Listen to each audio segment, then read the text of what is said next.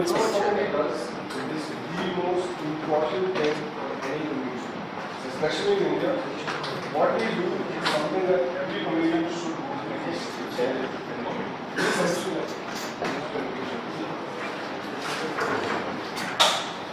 Actually, is it okay if I still got a mic? I think you can hear me. I'm loud enough. Oh, right. Okay, who here, from a raise of hands, has ever seen an improv comedy show before? You guys have? Okay. Who here has ever seen the show Whose Line Is It Anyways? Okay, a few people. So basically what improvisation is it's when something is made up on the spot, spontaneously, based off of something that just happens there, or a suggestion is given. And you can find improvisation in all kinds of art forms. Not just in comedy, but you also find it in theater, you find it in music, you find it in dance, you find it in poetry, you find it in filmmaking. It's just a moment of inspiration when something happens there and creativity occurs, okay? We specifically do improvised comedy and improvised theater. We've been running this group now since October 2009, I think was our first show that we did. And basically we do it, it's all based off these basic rules or principles that we use in improvisation, right?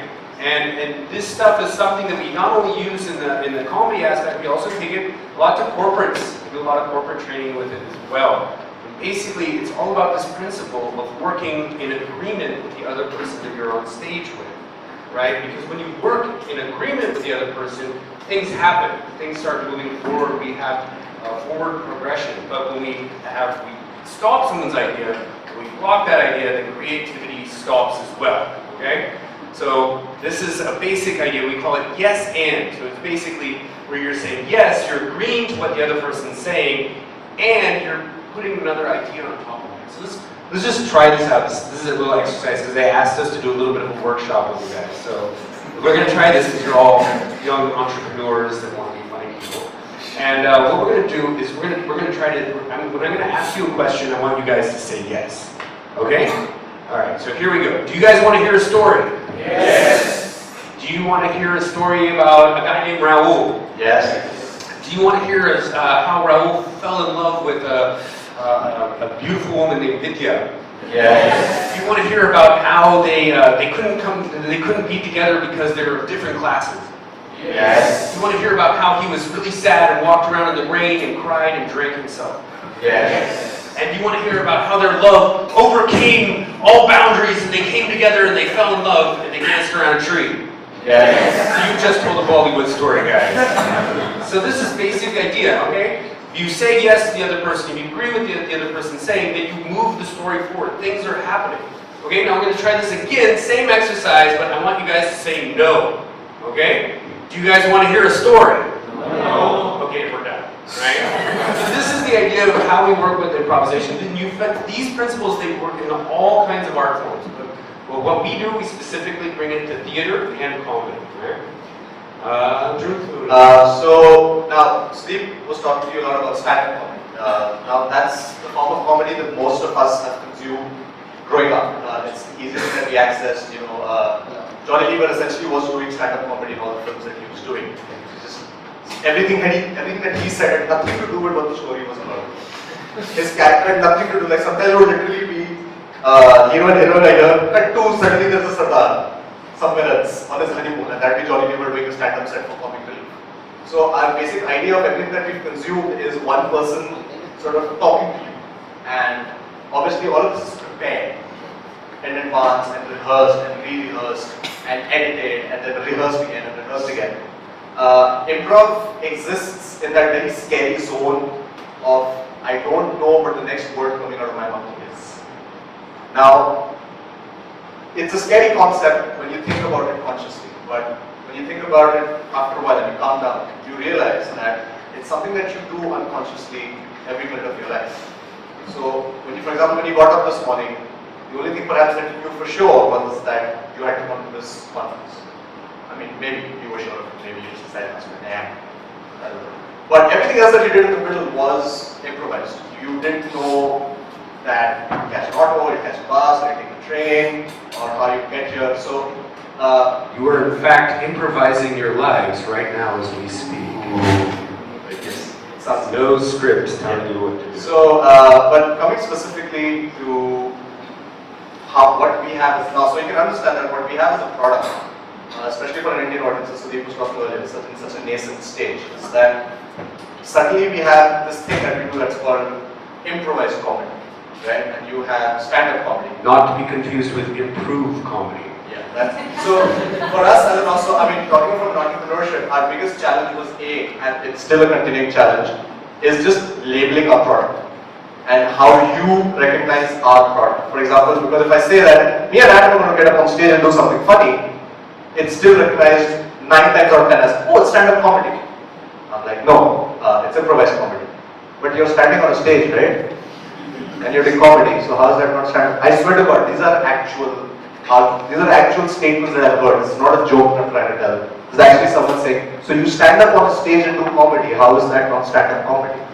And it's not it's something that we'll find funny, but it's also a reflection of just the level of, right now, just the lack of awareness of the different kinds of comedy that exist.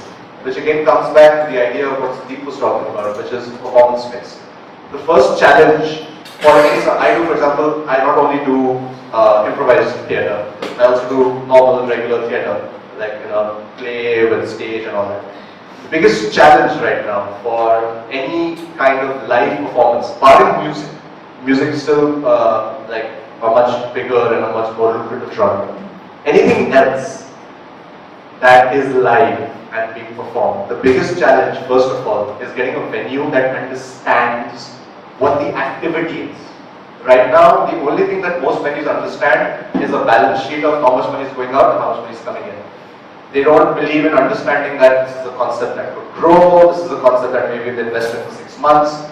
For some reason, all the basic principles of investing in a business, which are invest your money now, grow your resources, differentiate your product, brand it, sell it to people. For some reason, all those concepts go out the window when it comes to a live performance. Because when you do a live performance, suddenly there is no room for risk, there is no room for experimentation. So what happens a lot of times is that we end up creating content that maybe is not the best of our abilities, but it's something that is understood. For example, again, now Comedy Nights with Couple. I'm sure there are a lot of you lots of fans of Comedy Nights with Couple. I'm not a fan of Comedy Nights with Couple. Not because I think that comedy in Hindi is low grade, no, I think comedy in Hindi is brilliant. But it's just that because it's a mass show, the content has to be dumbed down. And at times it is downright offensive. We don't realize it because we're conditioned that way. But if you actually go back and analyze what you saw in the show, you will realize a lot of the content is just plain outright offensive.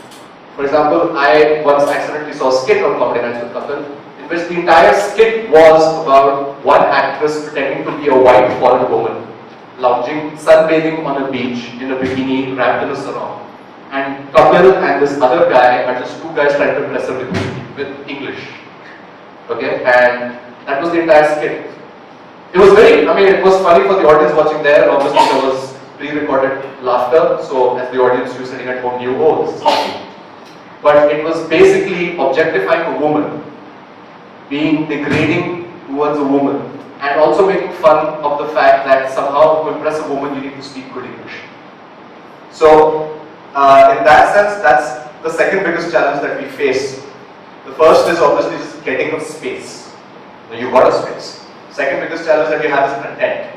Now, what happens with stand-up comedy is that people have already written their stuff down and they've come and they've tried out. We don't know what's going to happen. With our typical improv comedy show, it's going to be a variety of games, scenes, monologues, songs, stories, jokes, and it's usually very audience interactive. So you guys will be getting up on stage and doing stuff, or we might be using a story of your life and making it into a musical or Bollywood story of some sort, and using all this kind of stuff. It's very interactive. Improv comedy is one of the only art forms that is most happening in present with now what's occurring, right? Most of these stand-up comedians, they've worked years on their jokes. A play, you go and see a play, the scriptwriter has written that play, they've rehearsed that play, that thing has been worked on for the last year, 2 years back. Film, same thing. It's not about what's happening right now. Improv comedy is all about what's happening spontaneous in this moment, what's happening right now,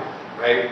You have to do an improv show after a bomb blast, or you have to do an improv show after, a giant celebration. Whatever these things are, it always affects and it changes the audience that you're interacting with. And that changes night to night. So you have to be aware of that and work with the audience. Another big thing a lot of people think with stand-up comedy versus improv comedy is I'm going to make fun of you, right? Hey, you there, guy that's looking like this, or you there that has something that's different. Improv comedy is not about that. It's about using people's stories, using them in the scenes, using them and supporting them. The main idea of improvisation is if you look good, I look good, right? So the idea is that we're constantly working with the other improviser to try to set them up, whatever their funny moment is going to be, or whatever their punchline is going to be, or whatever it is. I'm taking care of my other person on stage. That's why these principles are so great in going into the corporate field. And this is used a lot. I've been doing a lot of corporate training. I've done it for Sony Music, done it for Big FM, Aditya Birla Sun Life, Deloitte. These are all people, and these people are realizing, they just released an article last year that said every teacher in America should take an improv class. They teach the same stuff in Harvard Business School because you don't know what's going to happen in life, right? You walk in the door, you don't know what life is going to give you. So you have to be ready to change and adapt and grow. And that's what a lot about improv is about. And listen. Yeah, and also the other thing is, for example, this idea of, for example, that in order to be funny, one has to be able to tell a joke. Just that concept. Now, for example, I'm horrible at telling a joke. If you hear me say knock knock, you need to run in the opposite direction because it's just a really bad moment is about to happen. And yet somehow, even someone like my entire motivation for taking up improvised comedy was I was anyways doing theatre, and I was doing a lot of serious, intense stuff. And I felt that that's my zone. That's my zone, and I exist in that zone. And that's around the time that improv comedy Mumbai had just started, and I saw like their second or their third show. And I saw a lot of people who I knew were also working in the field of theatre. That's the other thing that's unique about us. We're not essentially comedians telling jokes. A lot of people in our group are people with a serious background in theatre. They've done plays, they've worked in films. So a lot of our comedy is based on scene work and not necessarily on telling a joke. Our comedy is based on, for example, if you at home have just had a fight with your girlfriend, and you're seeing a scene up on stage about two people having a fight, and like about a couple having a fight. The humor there is not that. The humor there is not that I said something funny. The humor there is you as an audience watching us realizing, hey, that's what I do. Yeah, when I fight with my girlfriend, that's right. Or, oh yeah, oh my god. And maybe it helps you somewhere realize and understand how you behave, how you react. And it also, for us, depends entirely on our audience as well. For example, we did a show in January of this year, which was for a Jain Mahasabha in Southern East. Okay, and we got up on stage, and one of the performers on stage accidentally said chicken. And in the middle of a scene, one of the senior organizers walked up and said, there shall be no mention of non-vegetarian items in the show. So now, I mean, you already don't know what you have to say. On top of that, someone has told you that you can't mention anything non-vegetarian at all. So we were flexible and we adapted. And even though, again, it comes to what Sudeep is saying about relating to an audience. That's the other great thing about improv, is it depends on the audience. I haven't prepared something beforehand. So even though we walked into this Jain Mahasabha in Dadar East that had wanted no mention of chicken in their show and spoke primarily in Hindi, because we did not have pre-prepared ideas about what our audience would be, we were able to give them a show that they could relate to. At the same time, because of the fact that we constantly work on improving ourselves through our rehearsals, on trying to understand more about what people are thinking about, what's current, as I mentioned, about what exists today. For example, around that time, Alok Nath was trending on Twitter with all the Alok Nath jokes and all that stuff. And so, again, none of this was prepared, but we did an entire scene about Alok Nath playing all the famous Bollywood villains. So you had Alok Nath as Gabbar, and Alok Nath as Mogambo, and Alok Nath as all these other characters in Bollywood films, which that audience related to. We did a completely different show about last month. We were doing a corporate show, and that was for all the chief information officers of like the top 20 IT companies in India. And these guys wanted all their humor to be about, corporate stuff and IT and this and that. And the best part is, by the end of that show, because it was a corporate show and they were all in their, corporate personas. By the end of the show, the last thing that we did was we asked them to write lines of dialogue on some paper and give them to us. And we were expecting some very serious, high-tech, technical stuff that we would never understand. And yet, the CIO of Apple, I kid you not, the CIO of Apple, on a sheet of paper, wrote down Babaji ka tullu and gave it to me. So that's the other thing about what we do. I think there's a lot of assumptions, even right now, in entertainment, about Hindi audiences like this, and English audiences like that, and this kind of audience was like this, and this kind of audience was like that. And what we are discovering through improv is that the same set of performers with the same ideas about what we need to perform. We don't like using profanity in our shows, we don't like objectifying women in our shows, we don't like being racist in our shows, we don't try to get laughs by saying Indians are rapists and Marathis are always pissed off and the Jews are miserly. We don't go into that zone. And yet somehow we are consistently managing to give out content and jokes that's relatable across different sections of society. And that's, I think, where the greatness of improv lies, as opposed to stand-up comedy. I first came to Mumbai. I've been living here for the last 7 years, I think, and I came here actually working on a film project. I work with cameras and lights and stuff like that, and I've been doing improvisation since I was 18 years old with Unexpected Productions in Seattle, Washington. We do a format we call Seattle Theater Sports, and this year we just started the first ever Mumbai Theater Sports, which is an international trademark name, and it's created by Keith Johnstone. You'll find it in London, you'll find it in LA, you'll find it everywhere in the world. And it's what I grew up doing, and I'm really excited that it's here with you guys. We've been to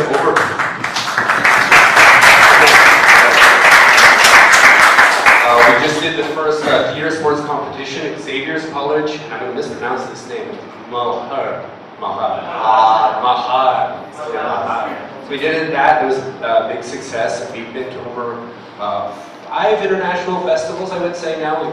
We've been sponsored to go to Amsterdam, we've been sponsored to go to Berlin, we've been sponsored to Toronto, London. We're going to be going to Seattle, hopefully this next year, and Vancouver, BC. We do both, 2 different kinds of, we do lots of different formats. One is an improvised Bollywood show. So it's like a story, a Bollywood story, where it hits all these classic cliches of a Bollywood story, but it's all made up on the spot. We don't know what the story is going to be. We don't know what's going to happen. We just know at some point there's going to be like a hero song, a love song, some kind of sad song, and then maybe like a happy dance number at the end or something. See, I'm really good. I'm very good. So I think that's it. And we've been doing, so I started by teaching out of my house actually. I did some work with Despo and theater professionals. Then there was a big group of people that wanted to keep doing it. There was a lot of demand for comedy. Comedy is something that I think a lot of people want. I think people just in India want new things. They want something new and something different, not just the same old stuff. So I think that's where a lot of this has happened. So I started teaching while I was here, and then I started teaching out of my house. We started getting booked for shows. We started getting recognition in newspaper and in radio and all kinds of different formats. And then just keep growing and growing like that. I think because we're an entrepreneurship seminar, we hear this a lot in India, that this is what the people want, this is what the public demands, this is what will work. And the fact is that 8 times out of 10, it's incorrect. 8 times out of 10, that logic is basically used by those who may not seek to grow. That logic is perhaps used by those who may have already acquired or reached a certain level in growth of their own organization, whatever that is, whatever kind of entertainment that is, and have now at some point of time stagnated or are simply just trying to create conditions that only favor their product or their organization. So, because when we started out again, when we started as improv, we don't write our jokes, there's no way of testing our material. Again, Sandeep mentioned at the open mic, where stand-up comics come and test their material. We have no test, there is no safety net, there's no way of knowing how to work with the audience. But consistently we have found that what we say and what we do works with an audience, because not, it's more about exposure than about the tastes you already have. So it's like, okay, maybe you like a blue pen right now. So there are 1,000 people right now making blue pens. But that doesn't mean that if tomorrow I make a red pen, that you will reject it by saying, no, because I like blue pen. No, you'll be like, hey, I can work both with a red pen and a blue pen. So one of the other biggest content in terms of what people like and what don't is being challenged a lot nowadays, especially by comics. Just a simple thing like what Adam mentioned about, for example, in stand-up comedians come and make fun of members of the audience. Now, if you consume newspapers and media, you know that in our country, all it takes is a comma to be in the wrong place in a statement for someone to take offense, for someone to file a court case, for someone to try and get something banned. Now, in that kind of a scenario, that kind of a situation, a stand-up comedian can stand up on a mic in Bombay and make fun of a major political party, and everyone laughs.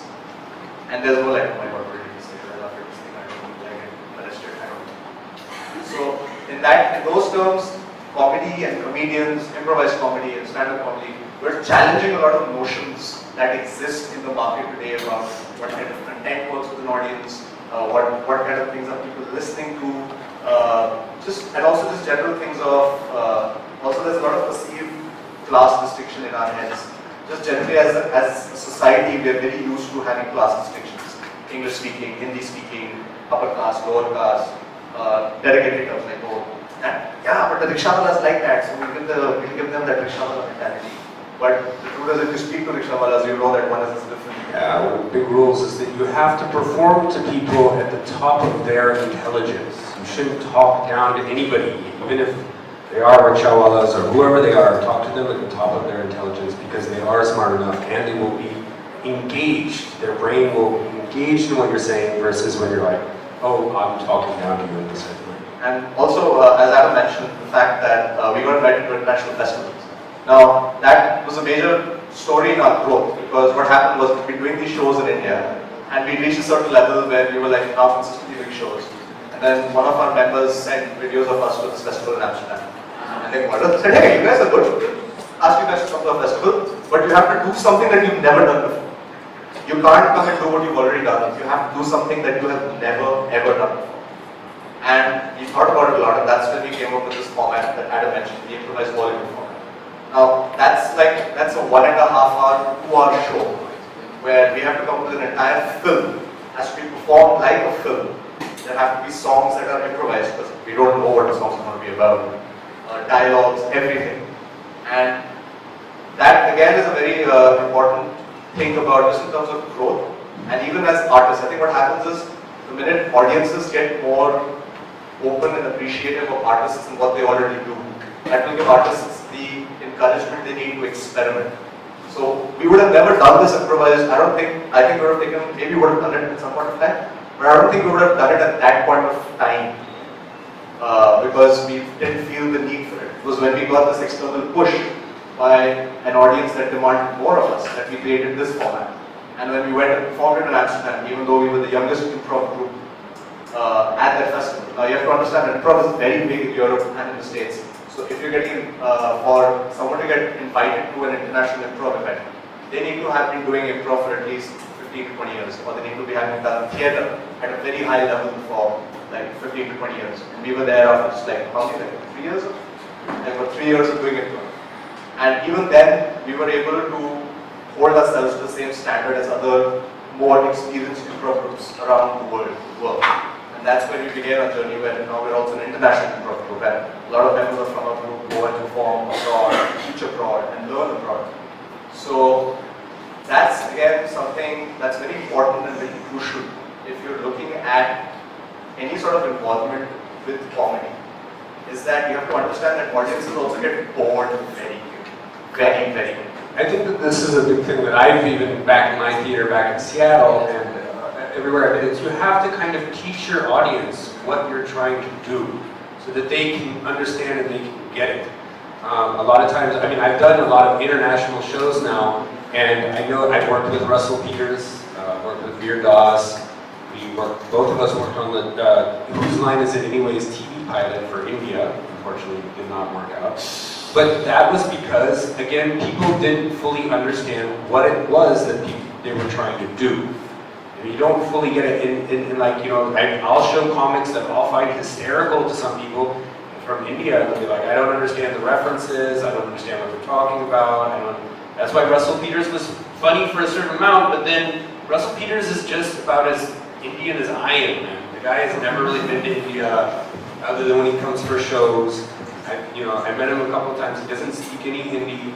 He doesn't know, like, very, very little does he know about culture. But that guy has been all over the world, and he knows something specific about cultures all over the world.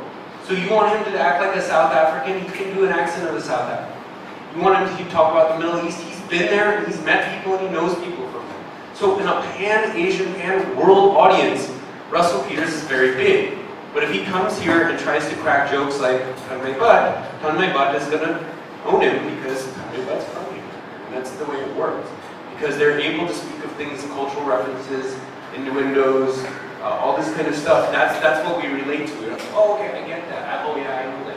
I've totally been stuck at Dodger Station. I totally make that so funny, right?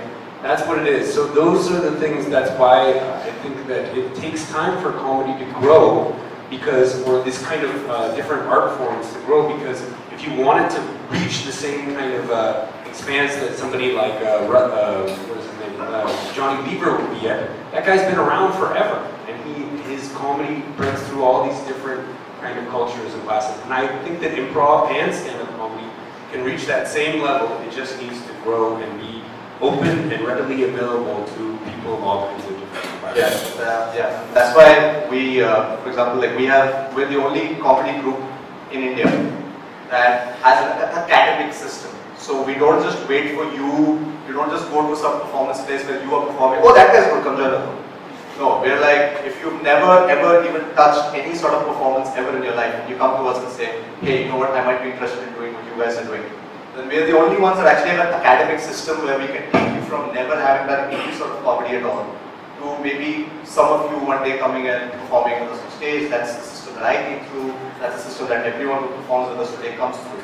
And I think that's another thing that maybe we need to look at. What happens right now is that even though stand-up comedy and comedy generally as a sector is growing, what happens abroad, anything that you do, is that there is a structure through which you have to pass, a system through which you have to pass before you can come out at the end of that system and then claim to be stand-up comedian, claim to be an improviser.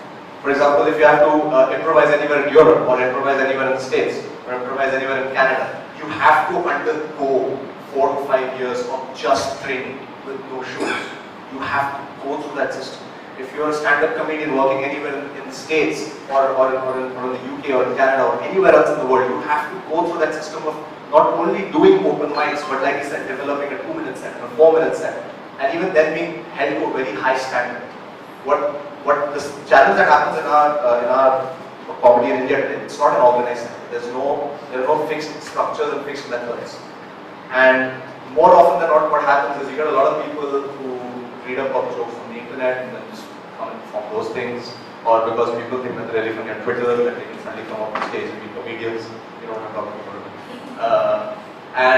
You also have, so there is this need, I think before, in terms of the commercial side, in terms of getting venues, in terms of getting content, in terms of getting an audience, informing audiences so that you can appreciate the different types of comedy better. You can actually figure out what type of comedy suits you. So you're not always going for that just because you're not aware. You're paying that $1,000 ticket at some fancy venue when you know that you can get the kind of comedy you want at $250 somewhere else. But that will only happen if you're aware that there are different types of comedy happening. And that, I think, will also help comedians and artists and performers really like develop their craft and really improve and give you guys better content. I think we're close to finishing that. I just wanted to say one last thing about improvisation is that I think it's a really key tool that I've used in my life, not just in my performance, but in myself as an individual. And I think it's all about really listening with your full being, right? And I say this a lot because you have 2 eyes, 2 ears, and 1 mouth. So you think you would listen double the amount that you speak. But most of the time, we listen just enough to respond, right? So we're not actually really trying to see the full picture of what's happening, and we're not really present there with the other person, right? You know, I've said so many times, you're giving someone an explanation, you're like, I want you to do this, I want you to do this, and they're like, yeah.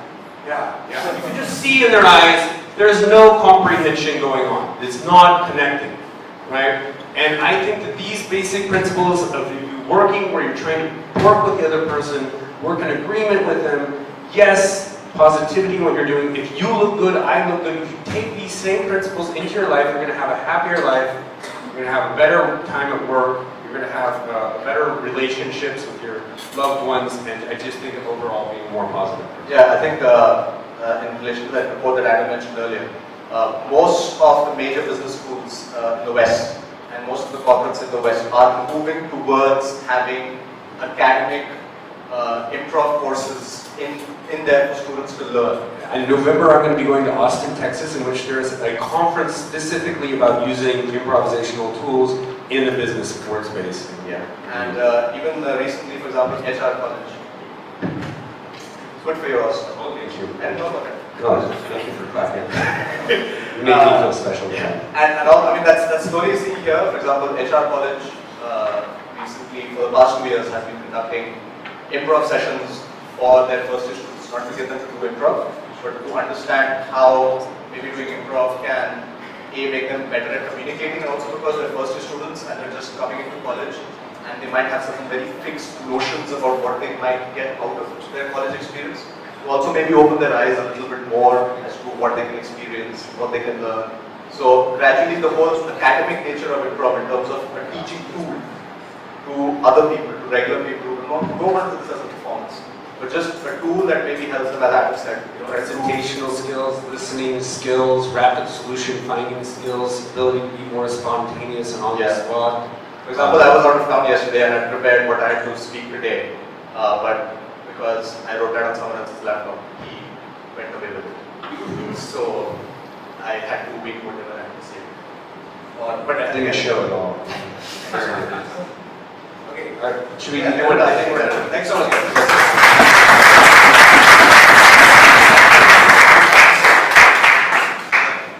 You guys have questions for Adam and Dhruv? So, like, you're not speaking of where state to do the job, but there must be some difference related to the process. So the rehearsals that we do are not about what we're going to say, but it's about understanding, for example, what constitutes a good story. Like what we're trying to do with everything that we do, even if it's a monologue, even if it's a song, even if it's a scene, we're trying to tell you an engaging story. So what we do in our rehearsals is we try and understand what the structure of a good story is. For example, any good story will have a character that's interesting enough for you to watch. It won't be just someone going, oh yeah, whatever.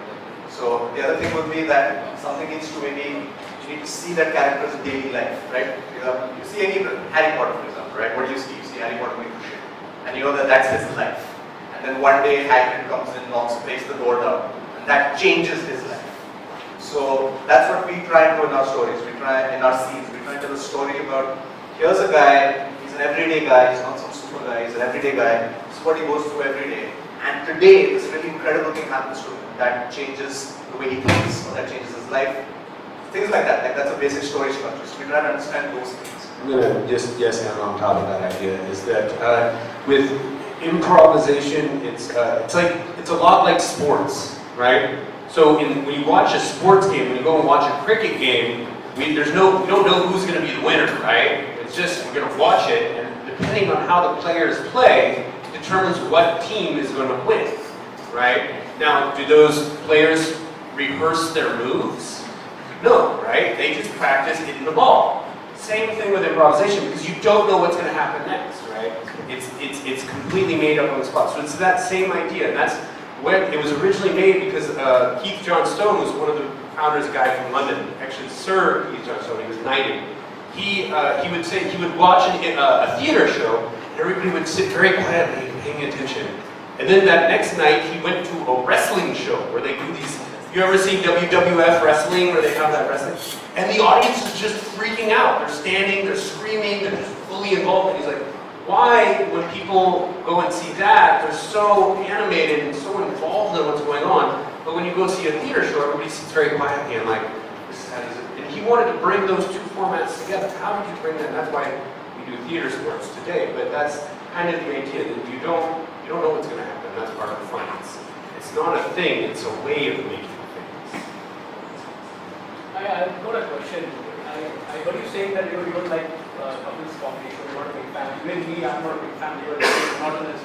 You know exactly Gandhi's going to come in place now and all these things. But I also, after listening to you what you said, the awareness of thought, the presence of mind, I really appreciate this guy who does, when he, is it all scripted that the audience, when they speak to him and somebody gets up and asks a question and he gives it a back, Now the thing is, I hope for their sake that it's not scripted.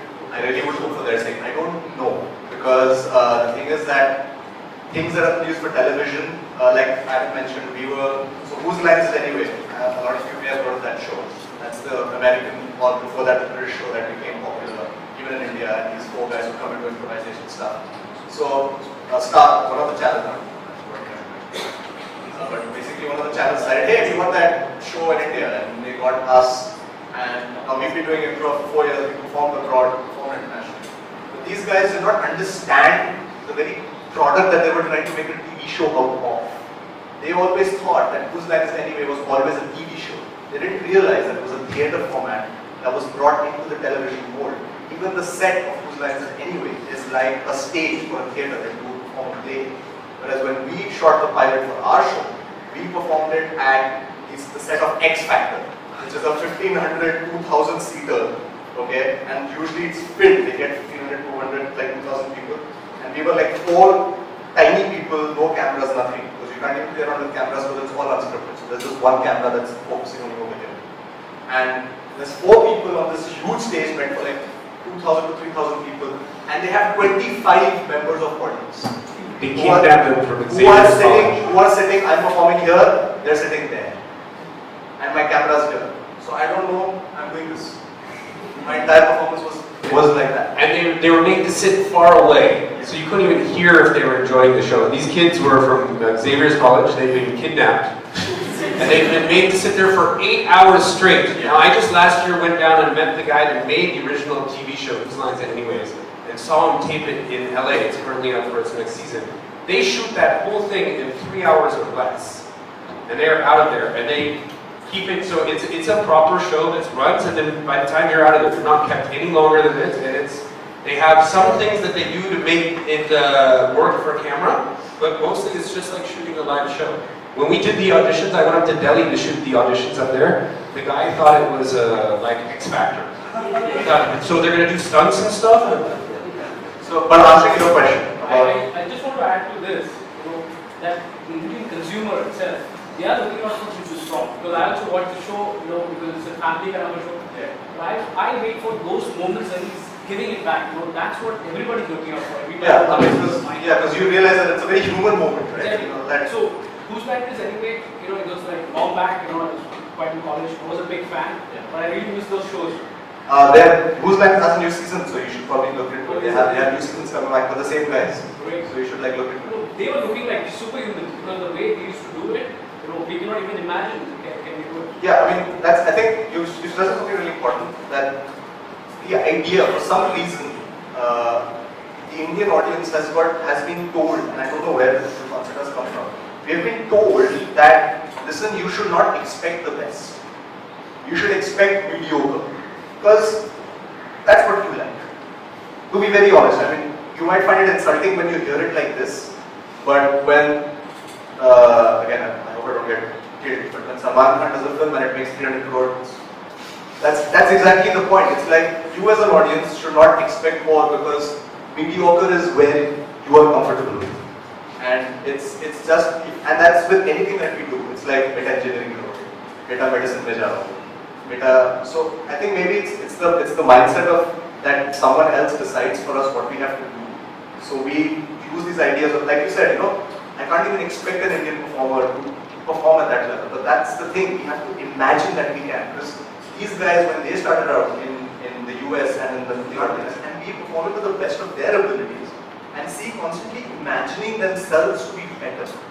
I got the job of training the group for that, and I honestly don't think that there was any problem with the performers. I think the problem was with the production. I think the problem was the people who were directing it and putting it together. And I mean, I'll just say this, I think it was a problem with people not wanting to allocate money in the correct places that needed to be allocated. And just also not in terms of just being completely understanding. Like, there's a difference between you're doing something and you're trying to understand the thing for what it is. So you're doing improv and you're trying to understand improv. And the difference between you're doing improv but you're trying to understand it like comedy service.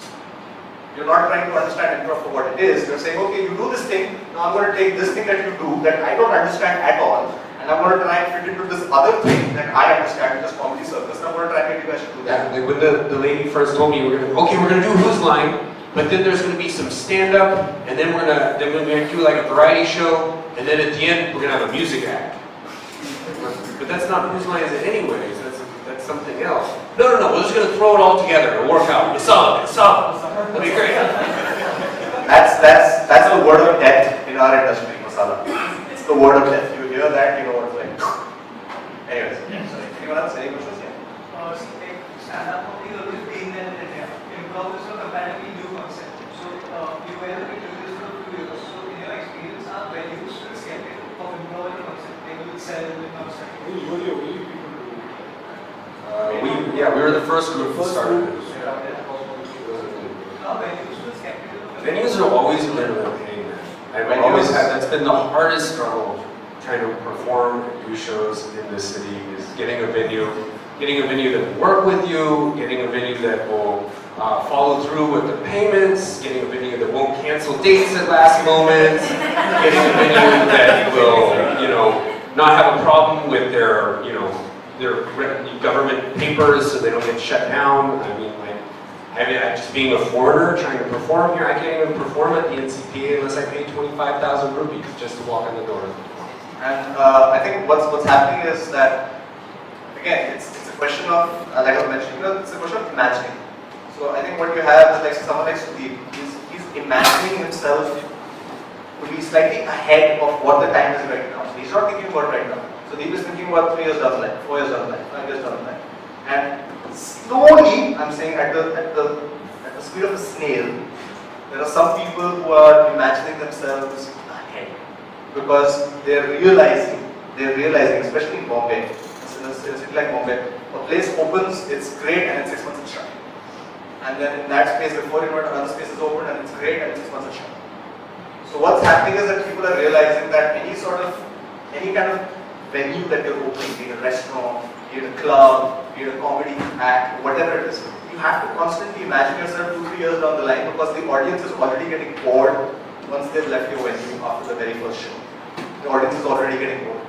By the time they come back, they want something more. If they don't get something more from you, they'll go get it on the internet. They won't come in and watch, like, what the hell I paid $1,000 to see those shitty guys, but I can just watch this thing on YouTube. So now you have like this called the Hive that's opening up. Now this is. I just want to take a second. I want everyone to know that what Sudeep has done with the Hive is an amazing thing, and that space is an amazing thing that he's put together.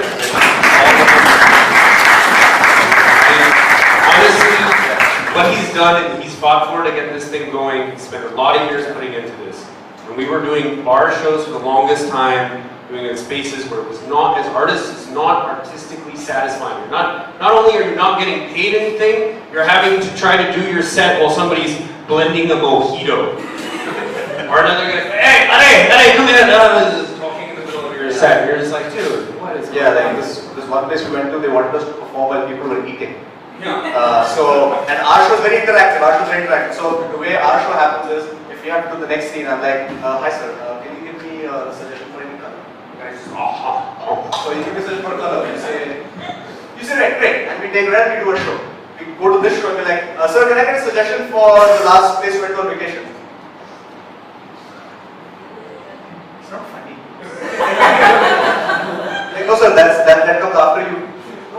But why I'm eating my dinner, why should I talk to you? Yeah. Like, actually, so they all think that you're going to make fun of them, so then they get this like, I think, did you have a question over here?